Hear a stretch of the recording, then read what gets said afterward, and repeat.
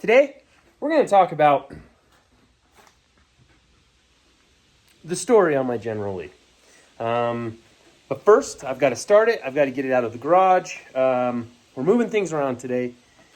If you have an old car, it's good to just go start it sometimes, even though it's cold outside.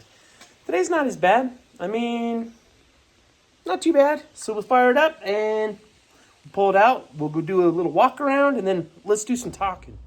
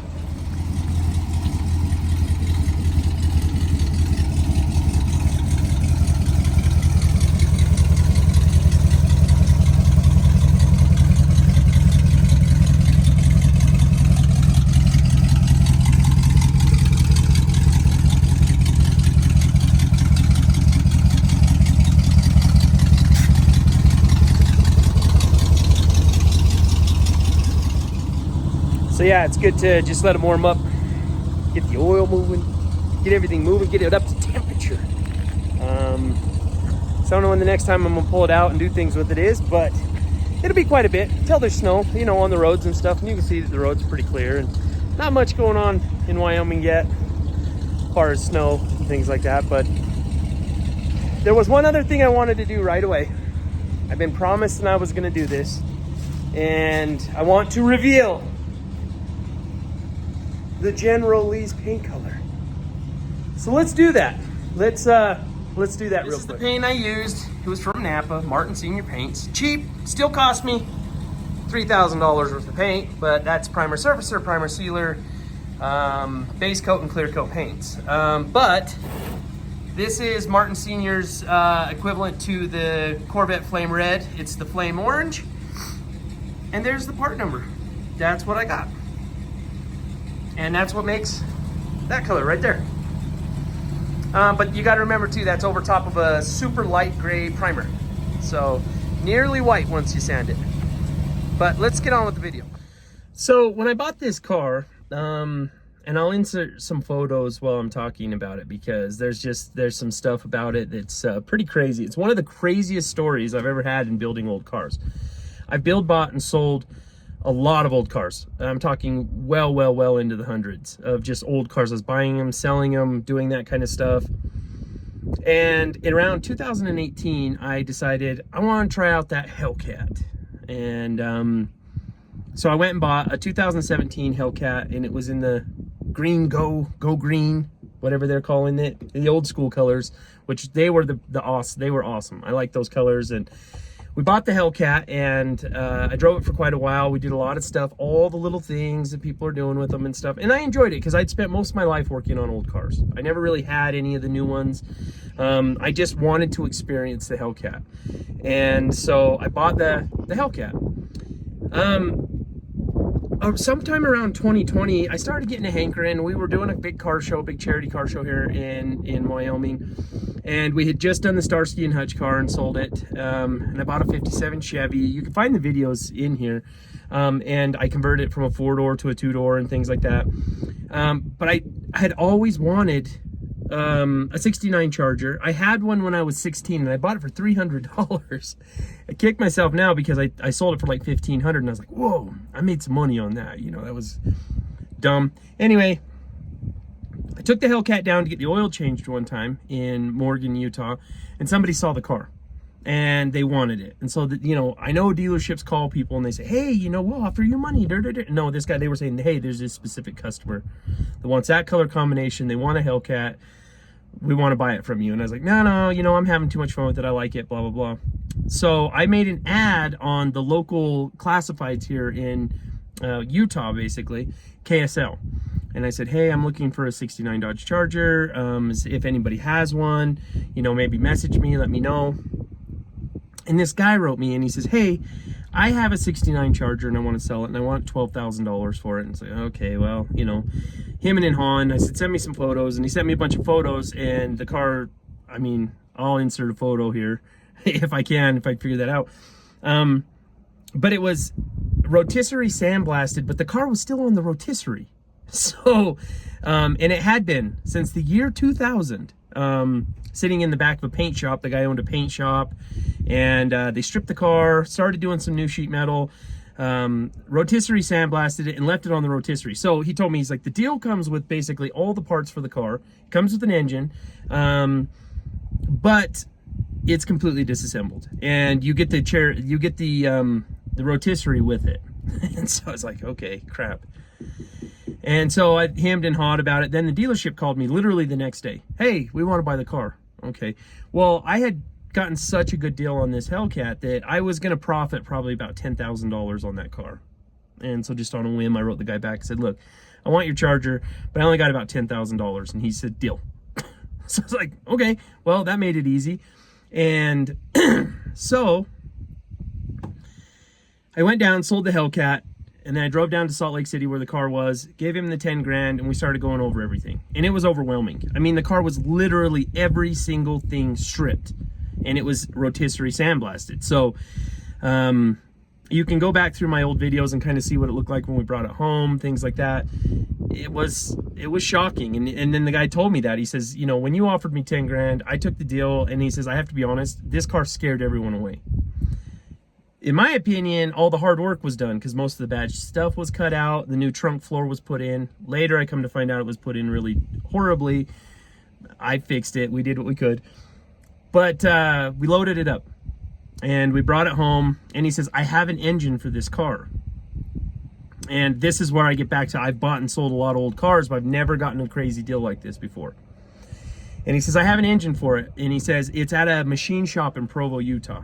And I said, okay. And he says, and I'll get you all the information and everything. You can call him and just tell him you want to come get it, because I was going to have a bunch of stuff done to it, but I never did. And it's just sitting there. And it belongs to me. It belongs to that car, so you can have it. It's okay. You know, so I'm thinking 383, 440. Bought the car, brought it home. About a week later, I called the machine shop and I said, hey, you know, this guy Jack, he sold me the car. I want to come down and pick up the engine. He's like, oh yeah, no, it's sitting here, which was great because the engine has been sitting there since probably about 2002. So the guy was, and this is 2020, mind you. So, you know what I'm saying? Some serious time was passed. And so the dude was ridiculously honest. He just was so honest. We jumped in my truck and we said, we're going to come get it. And we drove down there and we go in this lobby and I say, hey, I'm here for Jack's engine. I'm just coming to pick that up. I bought the car. Here's my bill of sale and here's all the stuff. And, you know, Jack said, you can call him. He's like, nah, I just got to get it out of here. It's been taking up too much space. This is where the story gets weird. Because the guy walks in the back, he's fiddling around a little bit and he comes walking back out and hands me an aluminum head. Here's one of the heads for the engine if you want to put that in your truck. The only situation is it was a 426 Hemi head. Walks back, grabs another one, brings it out. And I'm sitting here like blown away. I just cannot believe what is happening to me at this point. And so he comes out, he hands me them heads. I put them in the back of the truck. I'm freaking out. My buddy's with me and he's just like, oh my God, like, why are you so excited? I was like, dude, it's a 426 Hemi. Like, what he's giving me so far, it might actually exceed the value of what I paid for the whole situation. He comes out and he's got Keith Black pistons, brand new rods. It's one of those early, it was like the 90s. They started remanufacturing the 1969 426 Hemi block, and he brings that out on a crate wrapped, brand spanking new, never even bored or nothing, standard bore. So I was freaking out, and here's, you know, like I said, if I can put some pictures over top, this is what it was, and this is for real. So got home, unloaded the engine, and had some major decision making to do. Now, I'm raising a family. I'm a normal guy, normal blue collar guy. And eventually came down to is I would have loved to have kept the Hemi, but selling the Hemi funded the car. So I sold the Hemi, and I sold it to a guy that worked with Kindig Performance out of Utah. Kindig, you guys, I'm assuming you've seen some of the things, being right here close to Salt Lake City. There's a lot of cool people around. And the kid come and got it. He's from Australia. He bought it from me, paid cash, and gave me a 440 engine and a transmission, which was what originally this car had in it. He was going to send it back to Australia because his dad was building a 426 Hemi Roadrunner. I don't know whatever happened to it. I never followed up. But anyways, so we started to build the car. And like I said, eventually from that point, my kids were very little. They started calling it the General Lee.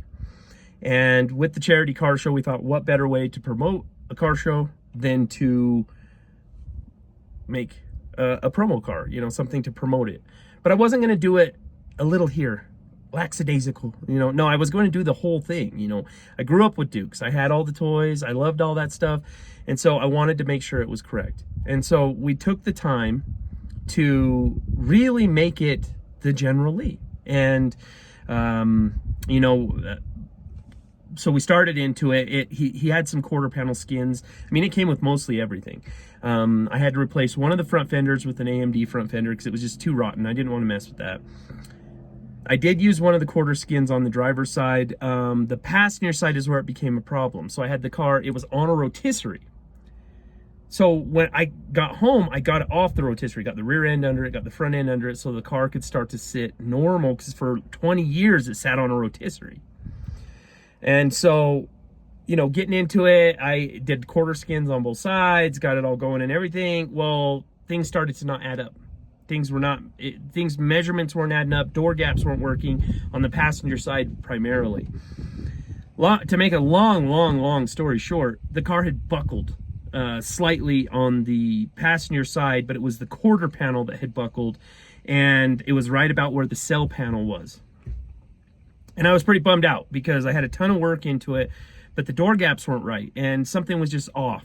And so I ended up having to cut the whole passenger side quarter panel off and do a full AMD quarter panel. Amazing. It went on. It was so easy. I just wish I would have done that on both sides.